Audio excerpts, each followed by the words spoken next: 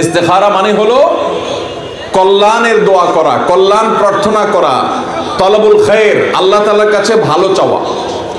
আপনি একটা জায়গায় আত্মীয়তা করতে যাচ্ছেন, সবই ঠিক আছে, পছন্দ হয়েছে দুই পক্ষের, কিন্তু এই ঠিকের পেছনে আবার বেঠিকও হতে পারে, সে আশঙ্কা আছে না নেই? আমরা নিজেরা মনে করছি সবই ঠিক আছে, বেটে বলে হয়েছে, আমাদের সাথে বলছে, মেয়েটাও ভালো, ছেলেটাও ভালো, আত্মীয় ভালো, হ্যাঁ, তারপরে যে আমাদের সাথে ম্যাচিংও হয়, সব ঠিক আছে, কুফুও মিলে, সামঞ্জস্য হয়, এরপরও দেখা যায় যে সেখানে অশান্তি হয়। হতে পারে কি পারে না?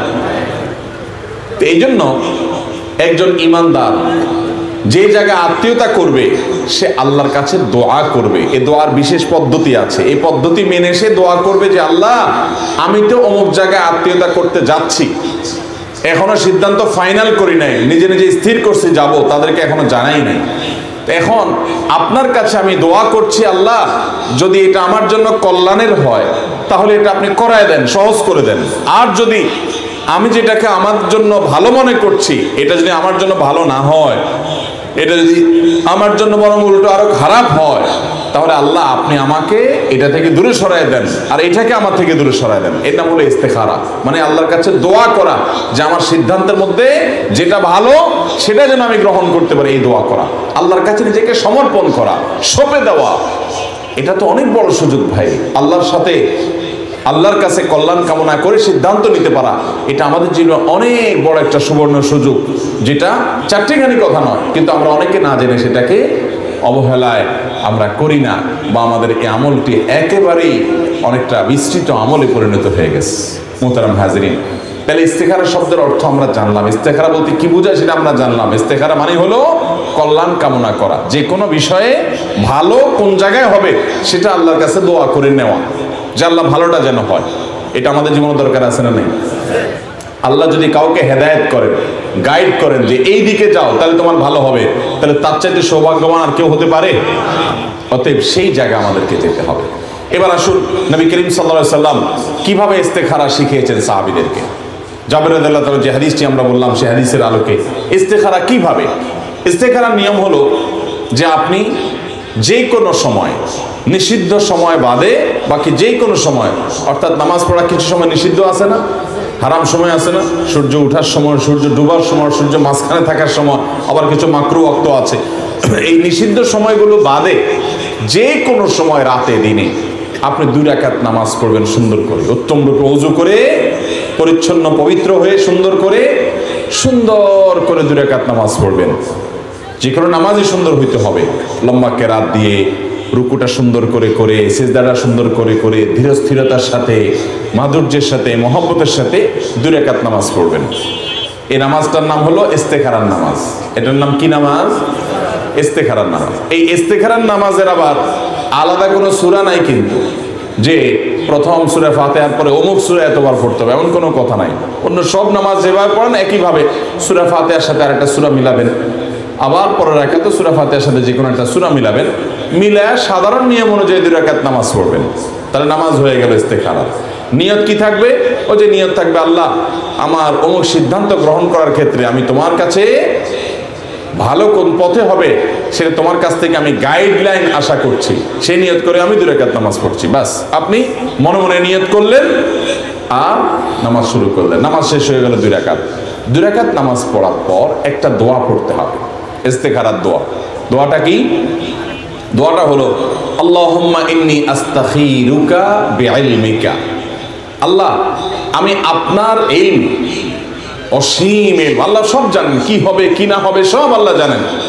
তো আল্লাহ, আপনার সেই ইলম থেকে আমি আমার কল্যাণ কামনা করছি, আপনি সব জানেন, সে জানা থেকে আমাকে একটু কল্যাণের ফায়সালা দেন। আল্লাহুম্মা ইন্নী আস্তাখিরুকা বিইলমিকা, আল্লাহ আপনার ইলম থেকে আমি কল্যাণ কামনা করি। ওয়া আস্তাকদিরুকা বিকুদরাতিকা, এবং আপনার যে অসীম শক্তি আছে সেখান থেকে আমি আপনার কাছে প্রার্থনা করি, শক্তি প্রার্থনা করি, সামর্থ্য প্রার্থনা করি, আমি যেন সঠিক সিদ্ধান্ত নিতে পারি, সেই শক্তি, সেই সামর্থ্য, সেই তৌফিক যেন আমার হয়, এটা আপনার কাছে চাই। আল্লাহুম্মা ইন্নী আস্তাখিরুকা বিইলমিকা ওয়া আস্তাকদিরুকা বিকুদরাতিকা ওয়া আসআলুকা মিন ফাদলিকাল আযীম। এবং আপনার মহান অনুগ্রহ করুণা সেটা থেকে আমি প্রার্থনা করি, আপনার কাছে করুণা চাই। আপনার যে সামর্থ্য শক্তি আছে অসীম, আমি সেই অসীম শক্তি থেকে আমি সামর্থ্য চাই আমার নিজের জন্য। আল্লাহ, আপনার যে ইলম আছে, সে ইলম, সে মহাজ্ঞান, সেখান থেকে আপনার কাছে আমি কল্যাণ কোন পথে হবে সেটা প্রার্থনা কামনা করি। এই যে আল্লাহর কাছে ন্যস্ত করা নিজেকে, আল্লাহুম্মা ইন্নী আস্তাখিরুকা বিইলমিক ওয়া আস্তাকদিরুকা বিকুদরাতিক ওয়া আসআলুকা মিন ফাদলিকাল আযীম ফাইন্নাকা তাকদির। কেন আপনার কাছে সত্যি প্রার্থনা করি? কারণ আপনি পারেন। ওয়ালা আকদির, আমি পারি না। আমি অনেক সময় যোগ বিয়োগ করে একটা হিসাব মিলাই, দেখা যায় হিসাব উল্টে যায়। ফাইন্নাকা তাকদির ওয়ালা আকদির, কারণ আল্লাহ আপনি পারেন, আমি সেটা পারি না। ওয়া তা'লামু ওয়ালা আ'লাম, আর আপনি সব জানেন, আমি কিন্তু সব জানি না।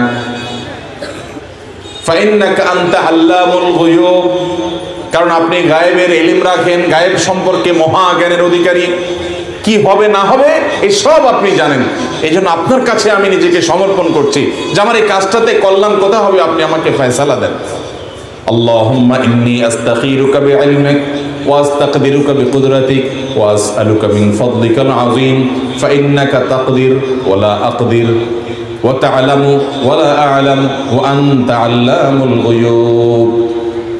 আল্লাহুম্মা ইন কুনতা তা'লামু আন্না হাযাল আমর, আল্লাহ যদি আপনি জানেন যে আমার অমুক কাজটা, বিয়ে অথবা ব্যবসা, আল্লাহ আমার অমুক কাজটা যেটা আমি করতে যাচ্ছি বা যে সিদ্ধান্তটা আমি নিতে যাচ্ছি, আল্লাহুম্মা ইন কুনতা তা'লামু আন্না হাযাল আমরা খায়রুল লি ফি দীনি ওয়া মাআশি ওয়া আকিবাতি আমরি ফায়াসসিরহু লি।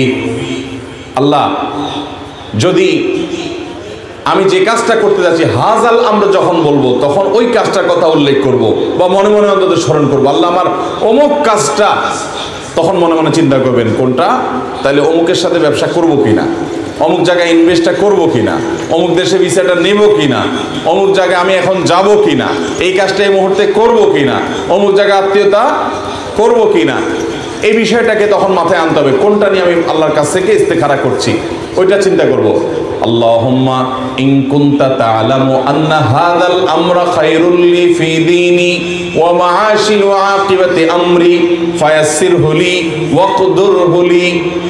আল্লাহ, আমার অমুক কাজটা, এটা যদি আপনি মনে করেন আমার জন্য ভালো হবে, আমার ধর্মের জন্য, আমার দিনদারিতার জন্য, যে এই কাজ করলে আমার দিনদারিতার কোনো ক্ষতি হবে না, আমার দুনিয়ার জন্য কোনো ক্ষতি হবে না, এবং শেষ পরিণতি, ফাইনাল রেজাল্ট এবং ফলাফলের দিক থেকেও এই কাজে আমার কোনো ক্ষতি হবে না, এটাতে আমার ভালো হবে, এরকম যদি আপনি মনে করেন বা আপনার ইলমে যদি সেরকমই থাকে, তাহলে ফায়াসসিরহু লি, তাহলে সেই কাজটা, ফাকদুরহু লি ওয়া ইয়াসসিরহু লি, তাহলে সেই কাজটা আপনি আমার তাকদিরে দেন, আমার জন্য নির্ধারণ করে দেন এবং আমার জন্য সেটাকে সহজ করে দেন। সুম্মা বারিক লি ফি, এরপর আমাকে এর মধ্যে বরকত দান করেন। আবার বলছি, আল্লাহুম্মা ইন কুনতা তা'লামু আন্না হাযাল আমরা খায়রুল লি ফি দীনি ওয়া মাআশি ওয়া আকিবাতি আমরি ফাকদুরহু লি ওয়া ইয়াসসিরহু লি সুম্মা বারিক লি ফি। আল্লাহ, অমুক কাজটা যদি আমার জন্য ভালো হবে, আপনার ইলমে যদি সেটাই থাকে, তাহলে সেক্ষেত্রে সেই কাজটা আমার জন্য ফয়সালা করে দেন, ওই কাজটা আমার জন্য সহজ করে দেন এবং সেই কাজে আপনি বারাকা দান করেন, কল্যাণ দান করেন। কত সুন্দর দোয়া। পরের অংশ হলো ওয়া ইন কুনতা তা'লামু আন্না হাযাল আমরা শাররুল লি ফি দীনি ওয়া মাআশি ওয়া আকিবাতি আমরি। আগের অংশ পরের অংশ সব একই, শুধু শাররুন শব্দ। ওয়া ইন কুনতা তা'লামু আন্না হাযাল আমরা শাররুল লি ফি দীনি ওয়া মাআশি ওয়া আকিবাতি আমরি। আর যদি আল্লাহ আপনার ইলমে থাকে, আপনার জ্ঞানে যদি এটা থাকে, আপনি তো ভবিষ্যৎ সম্পর্কে জানেন, সে অনুযায়ী যদি এরকম জানেন আপনি যে এই কাজটা আমার জন্য ক্ষতি হবে, এটা যদি আপনি জানেন, তাহলে ফাসরিফহু আন্নি, তাহলে আমাকে এই কাজ থেকে আপনি দূরে সরায় দেন। ওয়াসরিফহু আন্নি, এবং তাকেও আমার থেকে দূরে সরায় দেন, আমাকে তার থেকে দূরে সরায় দেন আর তাকেও আমার থেকে দূরে সরায় দেন। অর্থাৎ এই কাজটা যেন না হয় যদি আমাদের মধ্যে কি থাকে, ক্ষতি নিহিত থাকে। وإن كنت تعلم أن هذا الأمر شر لي في ديني ومعاشي وعاقبة أمري, আমার ধর্মের জন্য, দিনদারিতার জন্য, আমার আখিরাতের জন্য, আমার দুনিয়াদারিতার জন্য এবং এই কাজের শেষ পরিণতির দিক থেকে এই কাজটা যদি আমার জন্য ক্ষতিকর হয়, অমঙ্গলের হয়, তাহলে আল্লাহ এটা আপনি আমার থেকে দূরে সরায় দেন এবং আমাকে তার থেকে দূরে সরায় দেন। ফাসরিফনি আনহু ওয়াসরিফহু আন্নি, আল্লাহ আমাকে আপনি তার থেকে দূরে সরান এবং তাকেও আমার থেকে দূরে সরায় দেন। ওয়াকদুর লিল খায়র হাইসু কান, এবং আমার জন্য যেখানে কল্যাণ আছে এই বিষয়ে আপনি সেখানে আপনি আমার জন্য ফয়সালা করেন। সুম্মা রাদ্দিনি বি, এরপর আমাকে আপনি সন্তুষ্ট করে দেন, আপনার ফয়সালার প্রয়োজন আমি আবার সন্তুষ্ট হয়ে যাই, সেই তৌফিক দান করেন। কত চমৎকার একটা দোয়া, কত চমৎকার একটা আমল, আমরা করি না, করা হয় না। আমি পুরো দোয়াটা আবার বলছি। اللهم إني أستخيرك بعلمك وأستقدرك بقدرتك وأسألك من فضلك العظيم فإنك تقدر ولا أقدر وتعلم ولا أعلم وأنت علام الغيوب اللهم إن كنت تعلم أن هذا الأمر خير لي في ديني ومعاشي وعاقبة أمري فيسره لي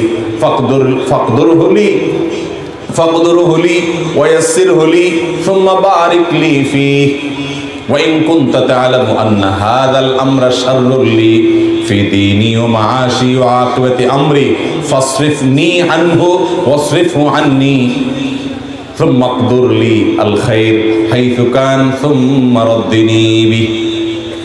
তাহলে এই দোয়াটার মাধ্যমে আমরা আল্লাহর কাছে কল্যাণ চাইবো, অকল্যাণ থেকে পানাহ চাইবো, বাস ইস্তেখারা হয়ে গেছে। 2 রাকাত নামাজ পড়বেন আর এই দোয়াটা অর্থ বুঝে বুঝে পড়বেন। মুখস্থ পড়তে পারেন না, কোনো অসুবিধা নেই, দেখে দেখে পড়েন, তাহলে ইস্তেখারা হয়ে যাবে। যে কোনো বিষয়ে সিদ্ধান্ত নেওয়ার জন্য ইস্তেখারার এই নামাজ, এই দোয়া কয়বার পড়বেন? উত্তর হলো যতক্ষণ পর্যন্ত সিদ্ধান্তহীনতায় ভুগবেন ততক্ষণ পর্যন্ত এটা কন্টিনিউয়াসলি করতে থাকবেন। এমনও হতে পারে দিনে 2 বার 4 বার করলেন, এমন হতে পারে 1 সপ্তাহ ধরে আপনি করতে থাকলেন, যতক্ষণ পর্যন্ত বিষয়ে ফয়সালা আল্লাহ তাআলা আপনার অন্তরে না ঢালবেন, আপনার অন্তরে আল্লাহ তাআলা সিদ্ধান্ত না দিবেন, আপনাকে স্যাটিসফাইড না করবেন, মন কোনো একদিক না ঝুঁকবে, ততক্ষণ পর্যন্ত আপনি এটা করতে থাকবেন। এরপরে ধরুন আপনার যদি ওই কাজটার দিকে মন ঝুঁকে যায় বা ওই কাজটা হয়ে যায়, আপনার ইস্তেখারা যদি সুন্দরভাবে হয়ে থাকে, পদ্ধতি যদি সঠিক হয়ে থাকে, তাহলে আপনি নিশ্চিত জেনে রাখেন ইনশাআল্লাহ আল্লাহ আপনার ইস্তেখারা কবুল করে থাকলে যা হয়েছে এর মধ্যেই আপনার কল্যাণ নিহিত আছে। আর যদি কাজটা না হয় ইস্তেখারা করার পর, তাহলে বুঝবেন এটা না হওয়ার মধ্যে আপনার জন্য কি আছে, কল্যাণ আছে। আমরা অনেকে ইস্তেখারা করার পর আমরা মনে করি যে স্বপ্নে আমাকে দেখতেই হবে, অথচ এটা জরুরি না। ইস্তেখারার জন্য স্বপ্ন দেখা কি না জরুরি না? হ্যাঁ, এটা ঠিক যে আল্লাহ তাআলা ঈমানদারকে এমন সব স্বপ্ন দেখান যেখান থেকে সে সুসংবাদ গ্রহণ করে, এগুলোকে মুবাশশিরাত বলা হয়েছে হাদিসের ভাষায়। কিয়ামতের আগে মুবাশশিরাত বেশি বেশি দেখবে ঈমানদাররা, অর্থাৎ স্বপ্ন থেকে সে সুসংবাদ গ্রহণ করবে, স্বপ্ন থেকে ইন্ডিকেট পাবে, ইন্ডিকেট আল্লাহর তরফ থেকে বিভিন্ন রকমের দিক নির্দেশনা পাবে। স্বপ্ন থেকে আল্লাহ, স্বপ্নের মাধ্যমে আল্লাহ তাআলা বান্দাকে অনেক সময় গাইড করেন, তোমার এটা এইদিকে যাওয়া উচিত, ওইদিকে যাওয়া উচিত না। ইস্তেখারা করলে অনেক সময় এরকম স্বপ্ন দেখে মানুষ, যেটা দেখে স্বপ্নের ব্যাখ্যা যারা বুঝেন তারা বলতে পারেন যে এখান থেকে এই ইঙ্গিতটা পাওয়া গেছে, এখান থেকে এই দিকটা তোমাকে যেতে বলা হচ্ছে। আবার এটাও জরুরি না যে সবাই স্বপ্নে দেখবে, স্বপ্ন দেখার জন্য অপেক্ষা করার কোনো দরকার নেই। ইস্তেখারার নামাজ পড়বেন, ইস্তেখারার দোয়া পড়বেন, এরপর আপনি আপনার কাজটা র্যান্ডমলি করতে থাকবেন। ইনশাআল্লাহ যদি কল্যাণের হয় সহজ হয়ে যাবে, বাধাগ্রস্ত হয়ে গেছে বুঝবেন সেখানে অকল্যাণের হয়ে গেছে। এখন মুশকিল হলো ইস্তেখারা করছেন, করে একটা ব্যবসা শুরু করছেন, আল্লাহ মাফ করো ধরা খাইছেন ব্যবসায়। ইস্তেখারা করে ব্যবসা শুরু করছেন কিন্তু ধরা খাইছেন ব্যবসা, এবার কি হবে বলেন? তাহলে বুঝতে হবে হয় আপনার ইস্তেখারার ত্রুটি, আর না হলে যেই ধরা আপনি খাইছেন এই ধরা খাওয়াটা উপর দিক থেকে আপনি ক্ষতি হওয়া, এর নিচের লেয়ার বা এর অন্তর্নিহিত দিক হলো এর পেছনে আল্লাহ তাআলা আপনার কোনো না কোনো কল্যাণ রেখেছেন। অনেক ধরা খাওয়ার ভিতরে মানুষের কল্যাণ থাকে কি থাকে না? অনেক ধরা খাওয়ার মধ্যে কল্যাণ থাকে না, আবার অনেক অর্জনের মধ্যে অকল্যাণ থাকে, থাকে কি থাকে না? অনেকে দেখা যায় টাকা পয়সা কামাই করে অনেক কিছু করে ফেলছে, কিন্তু ওইটার মধ্যে তার অকল্যাণ আছে।